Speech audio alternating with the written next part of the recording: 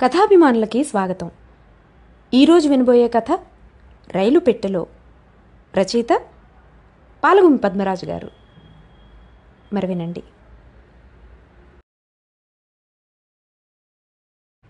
రైలు కదిలింది. యనమండుగురి కోసం ఉద్దేశించబడిన మా పెట్టెలో 20 మంది దాకా ఉంటారు. నా పక్కని చాలా డబ్బున్న చదువురాని ఆసామీ ఎవరో కాళ్ళు కూడా బల్ల మీద పెట్టి సావకాశంగా కూర్చున్నాడు. ఖరీదైన సిగరెట్ కాలుస్తున్నాడు. మాకెదుటి బల్ల మీద ఒక మూలగా 2 వయసులో ఉన్న ఆడపిల్లలు ఇరుగ్గా కూర్చున్నారు. వాళ్ళ తాలూకు భర్తలు 2 2 బల్లలకి మధ్య నిలబడి ఉన్నారు. వాళ్ళు చుట్టాలవడం చేత ఏ అమ్మాయి భర్త ఎవరో తెలియడం లేదు.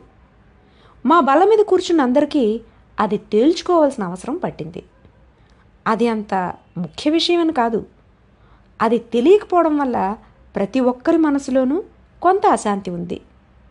కేవలము మనుష్యులను చూడగా ఆ సమస్య దానంతట అదే విడిపోతుందనుగాను నా పక్కనున్న పెద్ద మనిషి ఆ 2 వైపు అదే పనిగా చూస్తున్నాడు. మాలో కొంతమందికి ఆయనకున్నంత నైతిక సాహసం లేని కారణం చేత అప్పుడప్పుడు యథాలాపంగా చూసినట్టు చూస్తున్నాం. ఆ ఇరుకులోనే ఆ 2 ఆడపిల్లలు ఒకరి మీద ఒకరు ఒరుగుతూ పక్కపక్క నవ్వుతూ ఆ 2 భర్తలతోటి పరాచకాలాడుతున్నారు. అయినా మాకు ఎవరి భర్త ఎవరో తెలియలేదు. మాకు తెలియకుండా వాళ్ళు దాచిపెట్టుతున్నారా అన్నంత చిరాకు కూడా మాలో కొందరికి కలగకపోలేదు. పై బల్లల మీద 2 కవులో సాహితీపరులో పెద్ద గొంతుకలతో తర్కించుకుంటున్నారు. ఆపారే కావ్య సంసారే అన్నారు ఒకరు. ఆయన పూర్తి చేయకుండానే కావ్యం యశసే అర్ధకృతే అన్నారు ఇంకొకరు.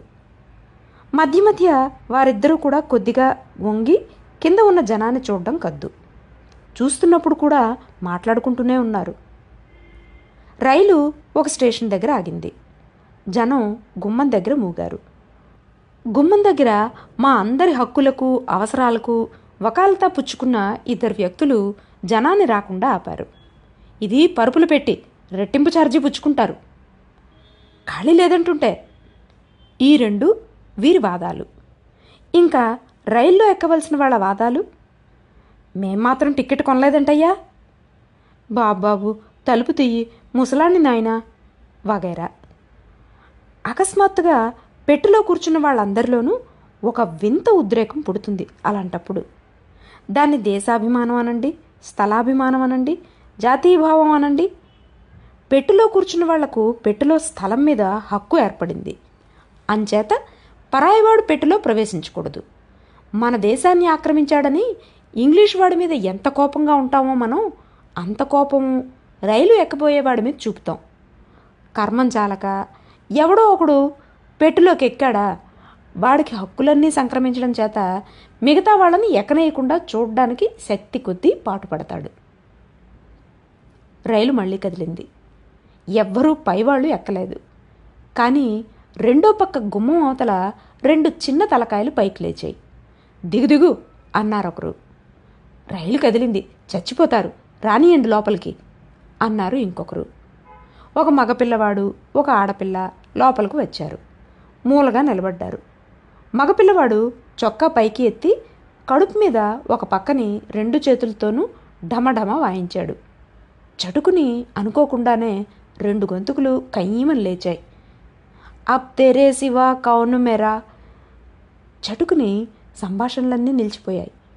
ఆ కీచు గొంతుకులు చెవుల్లో గింగిర్లు ఎత్తిస్తున్నాయి. వాళ్ళు అందరినీ డబ్బులు అడుక్కున్నారు. కొంతమంది ఇచ్చారు. ఇవ్వని వాళ్లలో నా పక్కనే ఉన్న డబ్బున్న పెద్ద మనిషి ఒకడు. నా రెండో పక్కనే ఉన్న పెద్ద మనిషి నన్ను మెల్లగా భుజం మీద తట్టాడు. నేను ఆడవాళ్ల వైపు తాదాత్మ్యంతో చూస్తున్న కారణం చేత రెండోసారి తట్టేదాకా నాకు తెలియలేదు. కొంచెం మనసులోనే సిగ్గుపడ్డాను. మీదే ఊరండి అని అడిగాడు. కడియం అన్నాను. మీరిప్పుడు ఏ ఊళ్ళో ఉంటున్నారండి అన్నాడు. చెప్పాను. క్రిందటి సంవత్సరం ఫలానీ చోట ఉద్యోగం చేశానని, ఈ సంవత్సరం ఫలానీ చోటికి బదిలీ అయిందని, లోగడ ఫలానీ ఊళ్ళలో ఉంటూ వచ్చానని. ఎక్కడో నా ముఖం చూసినట్లుగా ఆయనకు గుర్తు ఉందట. నేనేమీ సమాధానం చెప్పలేదు. చివరికి పరిచయం ఎక్కడో తేలలేదు. ఇద్దరం చాలాసేపు అవి ఇవి మాట్లాడుకున్నాం. రైలు ఆగగానే నేను ఇద్దరికి టీ కొన్నాను. ఆయన కిళ్ళీలు సిగరెట్లు కొన్నాడు. రైలు పెట్టి గుమ్మం దగ్గర పెద్ద గలాభా అవుతోంది. ఒక భారతదేశం అంత మనిషి గుమ్మం దగ్గర నిలబడ్డ యోధుల్ని చీల్చుకుని లోపలికి చొరబడుతున్నాడు. లోపలి వాళ్ళు మాటలతో ఆ యోధుల్ని హెచ్చరిస్తున్నారు, ఆ మనిషిని మందలిస్తున్నారు. కానీ ఒక్క ఊపుతో ఆ మనిషి మా దగ్గరకు వచ్చి పడ్డాడు. మళ్ళీ గుమ్మం దగ్గర వాళ్ళు గుమ్మం దగ్గరే ఉండిపోయారు. యుద్ధంలో ఓడిపోయిన చిరాకు, రోషం, ఉక్రోషం, చిన్నతనం అన్నీ వాళ్ళ మొహాల్లో కనపడ్డాయి. ఆ మనిషి పెద్దగా గుర్రపు నవ్వు నవ్వాడు. నా పక్కనే ఉన్న డబ్బున్న పెద్ద మనిషి వైపు ఒక రెప్పపాటు సేపు చూశాడు. అతన్ని సరిగ్గా కూర్చోమని అంటూనే మా ఇద్దరి మధ్యకు వంగాడు. అతని కాళ్లను తనే కింద పెట్టాడో లేక ఆ పెద్ద మనిషి కింద పెట్టుకుంటే సహాయపడ్డాడో నాకు బోధపడలేదు. కానీ ఒక రెప్పపాటులో ఆ డబ్బున్న పెద్ద మనిషి మామూలుగా కూర్చోవడం, అతనికి నాకు మధ్య ఆగంతకుడు కూర్చోవడం జరిగాయి. డబ్బున్న పెద్ద మనిషి మాత్రం ఏమీ అనలేదు. ఆగంతకుడు నా వైపు తిరిగి అన్నాడు, మా ఒక్కగా ఉందండి, అగ్గిపెట్టి ఉందా? లేదు. నేను చాలా ముభావంగా అన్నాను. అతను అలా చనువు చూపడం నాకు ఇష్టం లేదని సూచించడానికి. కానీ నా పక్కని నాతో ఇంతసేపు మాట్లాడిన ఆసామి తన జేబులోంచి అగ్గిపెట్టి తీసి ఇచ్చాడు.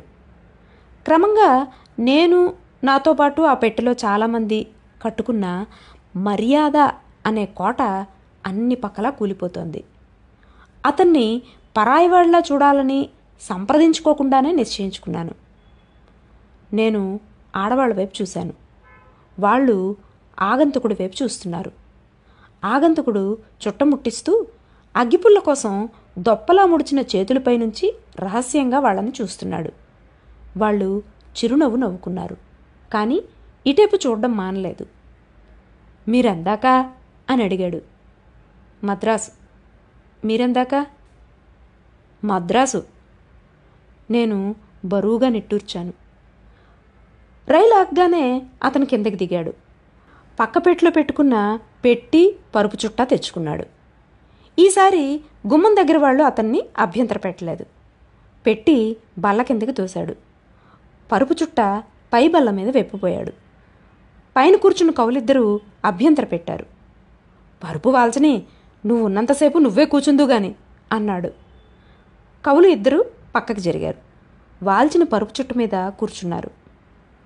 రైలు నడుస్తోంది, ఆగుతోంది, మళ్ళీ నడుస్తోంది. చీకటి పడింది. జనం కొంతమంది దిగారు, కొంతమంది ఎక్కారు. ఆగంతకుడు కింద అలాగే కూర్చున్నాడు. రైలు ఆగింది. భోజనాల కోసం చాలామంది దిగారు. నేనుంటాను, మీరు పోయిరండి అన్నాడు ఆగంతకుడు. తొందరగా భోజనాలు చేసి వచ్చాం. 2-3 కొత్త వాళ్ళు మా స్థానాల్లో కూర్చున్నారు. ఒకతను మర్యాదగా లేచాడు. ఇంకొకతను కొంచెం పెంకితనం చేశాడు. ఆగంతకుడు లేచి నిలబడి నన్ను అక్కడ కూర్చోమన్నాడు. నేను అనుమానిస్తుంటే నన్ను 2 చేతులు పట్టుకుని కూర్చోపెట్టాడు. కొత్తగా వచ్చిన మనిషి ఎదురుగా నిలబడి లెమ్మన్నాడు. అతను లేవనన్నాడు. 2 చేతులతోనూ అతన్ని లేవదీసి సునాయాసంగా ఆ స్థానంలో తను కూర్చున్నాడు. ఆ మనిషి కొంచెం గింజుకోబోయాడు. మర్యాదగా లెమ్మన్నప్పుడు లేవాలి, నా దగ్గర పెంకితనం పనికిరాదు అన్నాడు ఆగంతకుడు. పెంకితనం ఏంటయ్యా, మేం మాత్రం డబ్బిచ్చి కొనుక్కోలా అన్నాడు ఆ మనిషి. ఆహా, డబ్బిచ్చి కొన్నా? ఏటుకొన్నా? నేను ముందే చెప్పాను, వారంతా భోజనాలకు పోయారు, వస్తారు, లేవాలి సుమా అని. ఆ మనిషి తన వాదం మార్చాడు. నాకు ఒంట్లో బాగలేదు. ముందే ఎందుకు చెప్పలేదు? ఆ మనిషి మాట్లాడలేదు. మీ పేరండి అని అడిగాను నేను ఆగంతకుణ్ణి. శేషగిరిరావు. రైలు కదిలింది. శేషగిరిరావు మీద మాకందరికీ భక్తి కలిగింది. రైలు ప్రయాణంలో కొన్ని వ్రాసి పెట్టని నీతులున్నాయి. అన్నీ శేషగిరిరావుకు తెలుసును. రైలు ఆగిన చోటల్లా అతడు దిగేవాడు. పెట్టెలో కూర్చున్న వాళ్ళకి ఏం కావాలంటే అది తెచ్చిపెట్టేవాడు. తన చోటు ఉంటుందో ఉండదో అన్న చింత అతనికి అసలు లేదు. అతని చోట్లో ఎవరన్నా కూర్చున్నా అతడు లెమ్మని అడగడు. ఏదో కబుర్లు చెబుతూ నిలబడే ఉంటాడు. కానీ మాలో ఒక్కరూ అతనికి చోటు లేకపోతే సహించలేరు. మా అందరికీ అంత ఆప్తుడైపోయాడు. పెట్టెలో ఒక క్రమము, ఒక న్యాయము, ఒక పద్ధతి వచ్చాయి.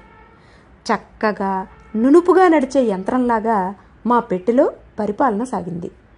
మా అందరి మంచి కోసము మేమంతా శేషగిరిరావు ఆజ్ఞల్ని శిరసావహించాం. దేశీయ ప్రభుత్వాన్ని కూడా ఇంత సులువుగా, ఇంత సరదాగాను ఇతను నడపగలడని మాకందరికీ అతని మీద గురి ఏర్పడింది. నాకు నిద్ర వస్తోంది. కూర్చున్న చోటే వెనక్కి ఒరిగాను. రైలు కుదుపు. శేషగిరిరావు అసంబద్ధమైన మాటల ధోరణి జోలపాటలాగా ఉపకరించాయి. నాకు మనస్సులో వింత సంతృప్తి నిండిపోయింది. ఈ శేషగిరిరావుకి సంస్కారం లేదు, చదువు లేదు. అయితే వాటితో నిమిత్తం లేకుండా అందరినీ ఆకర్షించే శక్తి ఏదో అతనిలో ఉంది. అతడు మోటుగా ఎవరినీ ఆజ్ఞాపించలేదు. కానీ మనిషిలో స్వార్థరాహిత్యాన్ని, సహకారాన్ని రేకెత్తించే తత్వమేదో అతని ప్రతి కదలికలోనూ ఉంది. ఇంత దిద్ది తీరుస్తున్నా అతను మనకంటే అధికుడనే గౌరవభావం మనలో పుట్టదు. మనతో కలిసిమెలిసి తిరిగే సామాన్య మానవుడే మనకు కనబడతాడు.